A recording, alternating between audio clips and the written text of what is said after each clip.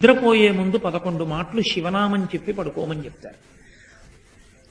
తెల్లవారి నిద్ర లేచేటప్పుడు మీరు పరమశివ భక్తులైనా సరే, మీ కులదేవత పార్వతీ పరమేశ్వరులైనా సరే, శివ శివ అంటూ లేవడాన్ని శాస్త్రం అంగీకరించారు. శాస్త్రమే. శివుడు కేశవుడు రెండని నేను అంటలేదు, కానీ దేని స్థితి దాందే అంతే. నిద్ర లేచినప్పుడు మొట్టమొదట నోటి వెంట పైకి రావలసినటువంటి మాట ఏదో శాస్త్రమే నిర్ణయం చేసింది. ఇంకా వేరొక మాట ఏదీ నోటి వెంట రాకూడదు. మొట్టమొదట తెలివి రాగానే రావలసిన మాట ఒక్కటే, అది 3 మార్లు పలికి లేవాలి మనసం మించింది. శ్రీహరి శ్రీహరి శ్రీహరి అన్నారు. 3 మాటలు శ్రీహరి అన్న నామం చెప్పి మాత్రమే లేవవలసి ఉంటుంది. అంటే జాగృతి ప్రారంభమైంది. నిద్ర లేచాడు, రక్షణ చెయ్యవలసినటువంటి వాడు శ్రీ మహావిష్ణువు.